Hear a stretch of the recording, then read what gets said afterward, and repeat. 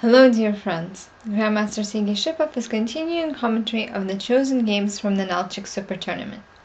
Today we're going to take a look at the game from round 6 between Levon Aronian and Aronian-Ivanchuk. The English game.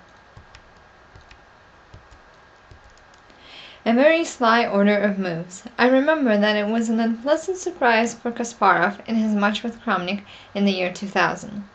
Black is holding back the centralized pawns to place them in the best way possible, according to the white's reaction. An aggressive way of developing the pieces. A rare answer. Here, the move bishop e7 was seen much more often, but queen c7. A solid, good move. White is defending the pawn c4, preparing the later development of the king's side. The trade on f6 isn't mandatory for white. The weakening of black's structure doesn't compensate white for the leave of the battlefield by the strong dark squared bishop. A pleasant-looking maneuver. Black is moving the bishop to b7, and judging by everything, is preparing the hedgehog structure. Technically speaking, this is a novelty, but the different move order will still lead to the well-known positions. An efficient way of development. The bishop didn't have time to get to g2. White finally finished the mobilization of power, but it's impossible to use the advantage in development of power. The position for now has a no-contact character. With no rook on c1, black has the right to develop the knight onto c6, while the jump knight d5 wasn't made. The canonical hedgehog structure foresees the moves d6 and knight d7, but steps away are also possible. The either-or question.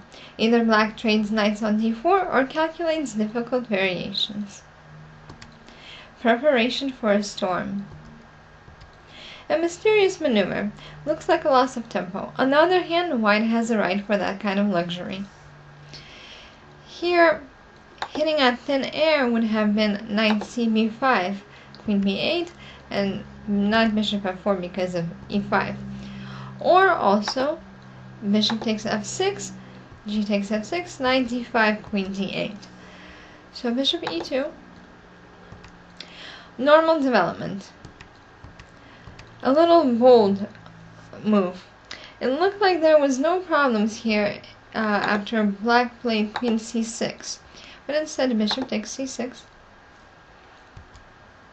Of course, the opposition of the rook c1 and the queen c7 pushes the white knight to d5. It's surprising that Ivanchuk, a super grandmaster, easily missed such a standard blow. Here, of course, we can't play c takes d5, knight takes d5. So bishop takes f6.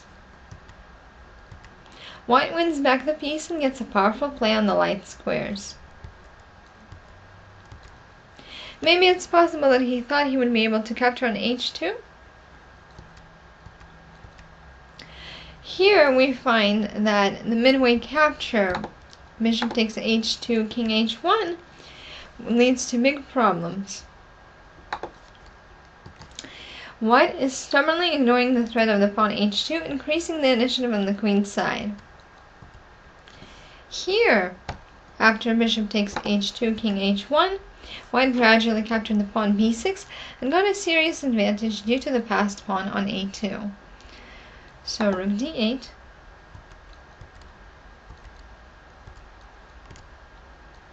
So the direct conflict ended. White got a stable advantage, his bishop is more mobile than the black bishop, and f7 is an easy target.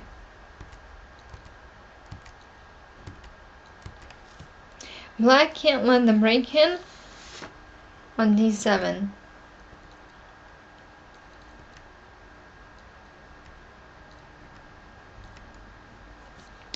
Really slowly played. The difficulty for black is the lack of a constructive plan. He needs to carefully stand still and defend. A timely break-in. Now it's hard to push the white queen off the 7th row. He's pressuring two of black's weaknesses, f7 and b6. too passive. It looks like black still had to look for active counterplay with the move queen f6, but instead bishop f6. Black is tied to the pawn f7. Now it's time to stand and wait for white's attack. But of course the player's psychology is such that he wants to do something. The trade of the side pawns is a safe action. White's actions are much more serious. The bishop isn't waiting for white's plan f4 and e5. And the pawns keep on pushing. Not letting one, we're gonna let the other. Black doesn't let a white pawn get to e5, but rolls out the red carpet for the white queen, right into his camp. The calmness of an experienced hunter. The queen is doing an important function of strengthening the center. Here, too early would have been queen g8 check, king h6, bishop f7, due to queen takes e4 check. So king f3. And now we see concrete threats. The possible target gets out of the picture for the white bishop. A beautiful blow. New perspective diagonals open up for white's attack. The deciding mistake. One way or the other, here, queen g7, queen e6, queen g6, let him hold on. We can't see a direct win for white.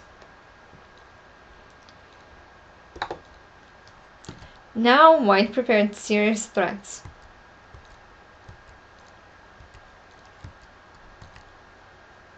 An elegant quiet move with a loud threat of mate on h7. In the case of queen g7, there will be mate on h3. Black resigned. Honestly speaking, the game was very sad. Ivanchuk was obviously not in a good mood. Lost in no particular way, and Aronian didn't need any strong resources. Thank you for your attention, dear audience. With you again today was Grandmaster Shipov. Have a good day. We'll see you again very soon.